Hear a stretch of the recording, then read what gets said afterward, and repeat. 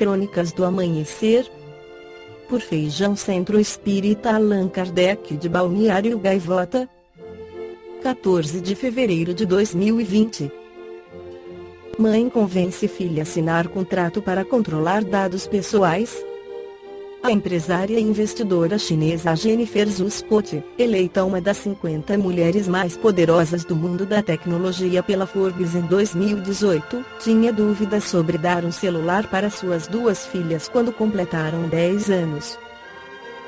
Ela e o marido cederam, mas com um porém fizeram as pequenas assinarem um acordo de 3 páginas. Em vez de protegê-las da realidade dessas modernidades, decidimos ajudá-las a navegar enquanto elas ainda nos escutam, disse Scott ao Tilt, nos bastidores do TED Women, que aconteceu no início de dezembro em Palm Springs, sul da Califórnia. O acordo foi exibido durante sua palestra no TED e, ao final, diversas mães vieram procurá-la atrás de uma cópia. Scott tem acesso às senhas, as meninas podem usar redes sociais em contas fechadas e só aceitar amigos. Uma das cláusulas avisa para não postarem fotos ou pesquisarem assuntos que poderiam desagradar a vovó. É algo psicológico que funciona. Fica na mente, a vovó está de olho, disse, rindo, a empresária, especialista em inteligência artificial, blockchain e cofundadora da Radiant Technologies, uma firma de investimentos do setor. Quer pagar quanto? Scott, que mora em Hong Kong, espera que suas filhas estejam prontas para um mundo que está despertando para a importância do conceito de propriedade privada de dados. Em sua palestra, ela comparou o sistema da China dos anos 1970, quando o governo era dono de tudo e não existia propriedade privada, com a situação de hoje, onde gigantes da tecnologia monopolizam nossos dados. Quando a China passou a permitir aos chineses serem donos de suas criações, o país começou a sair da pobreza extrema. Embora reconheça que nem tudo são flores na liberdade econômica chinesa, Scott visualiza algo parecido para a nova economia digital. De acordo com números do setor, em 2030 haverá 125 bilhões de aparelhos conectados, uma média de 15 por pessoa. Google, Facebook e Tencent tiveram uma receita combinada de 236 bilhões de dólares em 2018. Quantos aqui receberam alguma coisa por isso? Perguntou ao público. Somos todos, com esses aparelhos em nossos bolsos, matéria-prima da riqueza dessas empresas. E não somos nem considerados na equação de suas receitas. Novamente, somos sem dúvida todos iguais. Igualmente pobres, disse. Para ela, o debate público atual sobre dados deve aumentar o foco e ir além de regulamentação e privacidade para incluir a noção de propriedade privada. Os seus dados são algo que você pode ter, guardar, destruir ou colocar um preço e vender, explica. Ferramentas e seriado. A empresária citou algumas ferramentas que apostam nessa ideia, como o navegador Brave, no qual o usuário pode escolher ver propaganda nos sites e ser remunerado com uma moeda digital que vale em sites que usam PayPal. Ou o aplicativo Digime, que concentra todos seus dados para criar relatórios até então acessíveis apenas a grandes empresas. Outro projeto mencionado foi o BD, sigla em inglês para Renda Básica Universal de Dados, que permite ao usuário participar de estudos variados, coletando seus dados e protegendo sua identidade, em parceria com organizações e empresas. Ao final, parte da renda gerada pelas pesquisas é distribuída aos usuários, que a BD acredita poder tirar até $1.000 por ano. Temos que pensar numa nova economia que capacita as pessoas, além das empresas, disse. Quando falamos sobre infraestrutura de dados e design, ninguém entende. Mas se você fala sobre dados como sendo seus ativos, as pessoas entendem. É meu truque para fazer com que elas parem de dar seus dados de graça. A empresária é também consultora técnica do seriado Silicon Valley, cuja sexta e última temporada foi concluída neste ano. Ela explica que recebe uma lista com os tipos de tecnologia que serão abordados e precisa pensar nas aplicações mais absurdas para cada cenário. Eles também me mandam os roteiros e preciso achar buracos nas histórias, contou. Ou, às vezes, coisas específicas como o que colocar nos quadros da sala de reunião que serão relevantes às cenas. É bem divertido. Allan Kardec questionou os espíritos sobre a responsabilidade dos pais na educação dos filhos no Livro dos Espíritos, perguntas 208. Nenhuma influência exercem os espíritos dos pais sobre o filho depois do nascimento deste. Ao contrário, bem grande influência exercem. Conforme já dissemos, os espíritos têm que contribuir para o progresso uns dos outros. Pois bem, os espíritos dos pais têm por missão desenvolver os de seus filhos pela educação. Constitui-lhes isso uma tarefa. Tornar-se-ão culpados, se vierem a falir no seu desempenho. 209. Porque aqui de pais bons e virtuosos nascem filhos de natureza perversa. Por outra, porque aqui as boas qualidades dos pais nem sempre atraem, por simpatia, um bom espírito para lhes animar o filho.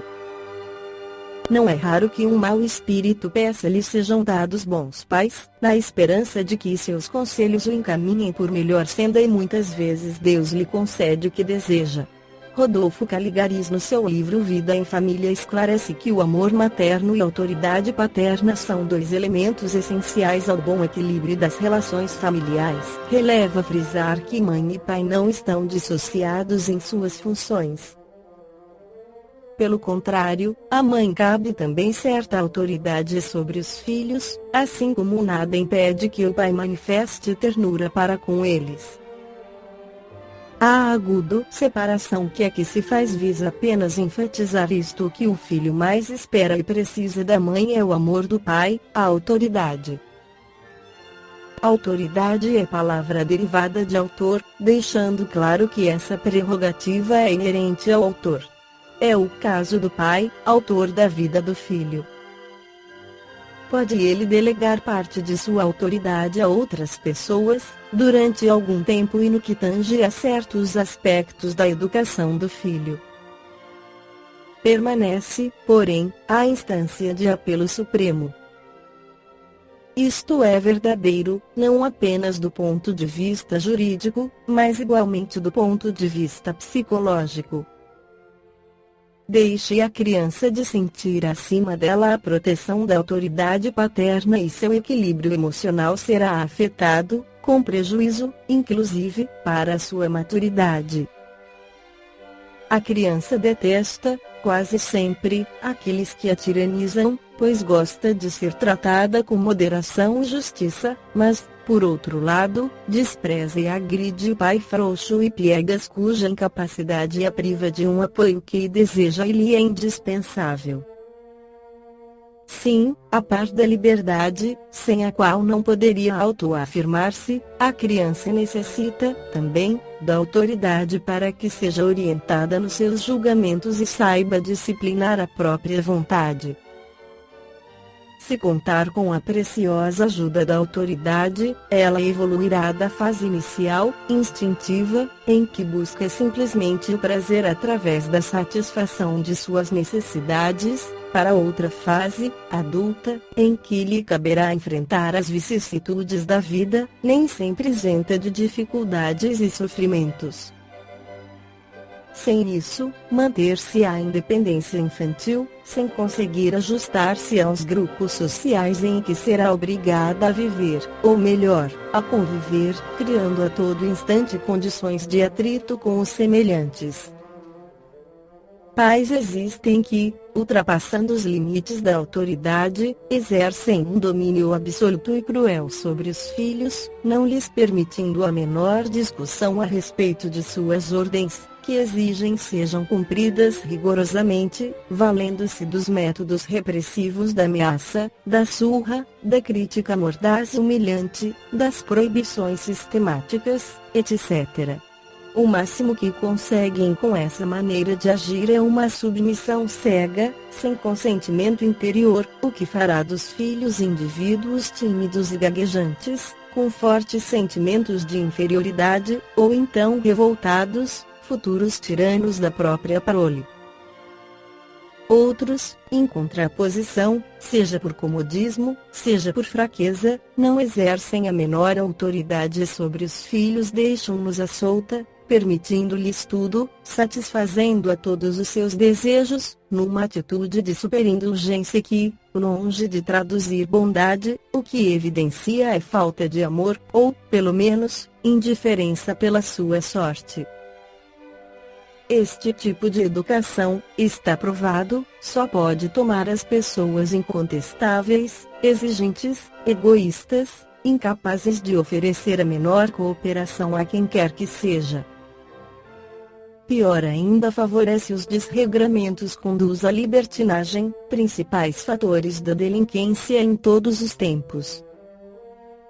Autoridade legítima é circunflexo o processo pelo qual o pai ajuda o filho a crescer e amadurecer, para que chegue à autonomia sabendo que a liberdade tem um preço, a responsabilidade.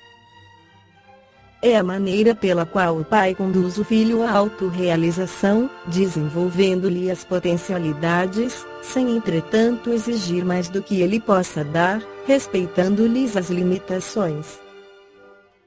É, sobretudo, a força moral que o pai deve ter sobre o filho, baseada na admiração que lhe desperta, por se constituir um modelo digno de ser imitado.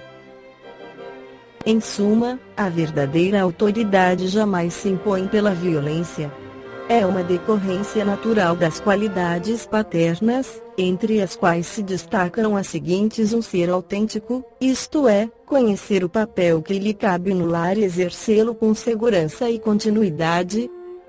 2. Ser justo, tratando todos os filhos com igual solicitude, sem nunca demonstrar preferência ou aversão por nenhum. 3. Ser um educador, castigando quando preciso, mas sabendo também desculpar. Valorizar e incentivar.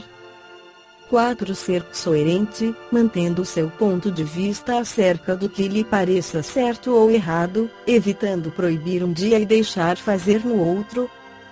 5. Ser cordial, promovendo o afeto, a estima e a camaradagem entre os familiares. 6. Ser compreensivo, superando os conflitos e mantendo seu amor ante os erros dos filhos. 7. Ser clarividente, sabendo discernir entre o que é essencial e o que é secundário.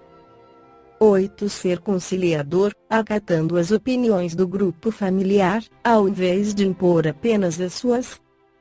9. Ter presença no lar, acompanhando de perto a vida dos filhos, por saber que o abandono moral é caminho para a delinquência.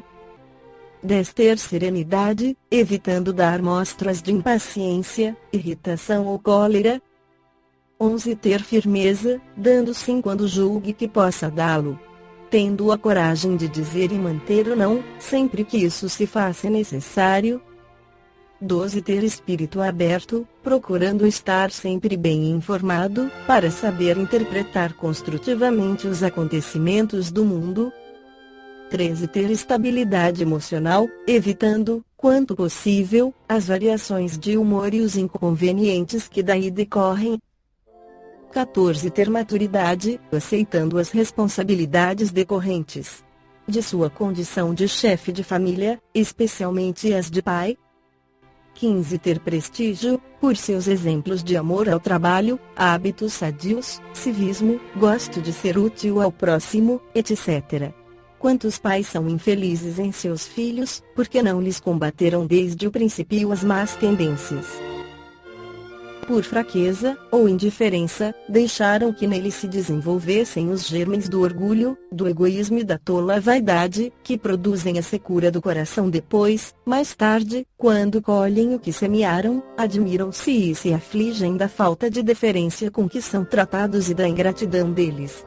Allan Kardec, O Evangelho segundo o Espiritismo, capitão V. N. U 4. Esta foi a crônica do amanhecer de 14 de fevereiro de 2020. por Feijão Centro Espírita Allan Kardec de Balneário Gaivota. Que a paz esteja com todos.